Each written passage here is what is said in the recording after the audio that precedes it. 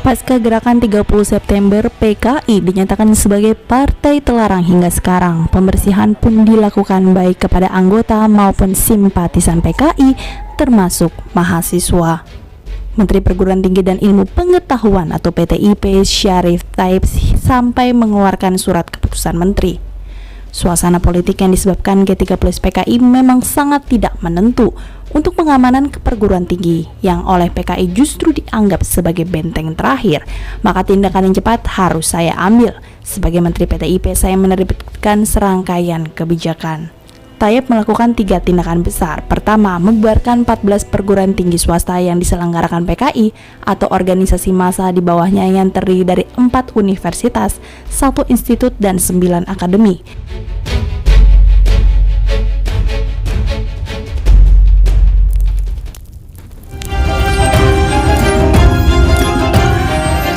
Saya sekarang, sebagai yang tertua dalam TNI yang tinggal, akan meneruskan perjuangan kamu. Sebagai pahlawan menghadaplah kepada asal mula kita yang menciptakan kita.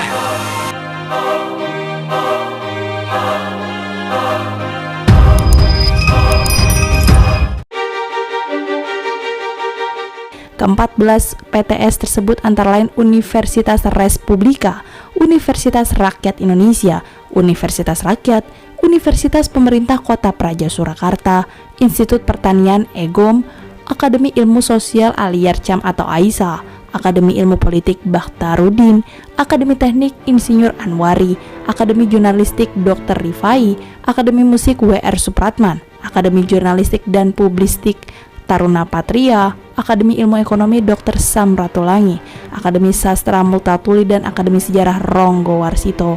Kedua, membukukan dan melarang kegiatan-kegiatan Sentral Gerakan Mahasiswa Indonesia atau CGMI dan Perhimpunan Mahasiswa Indonesia atau Perhimi.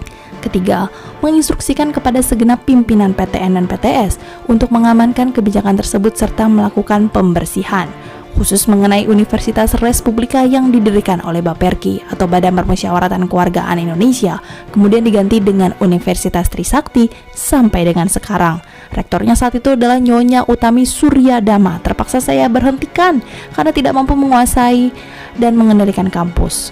Thoib Hadi Wijaya, Rektor Institut Pertanian Bogor, sejak 1 Oktober 1966 melaksanakan kebijakan tersebut. Dia melakukan pembersihan kampusnya sampai dijuluki tukang sapu dari IPB.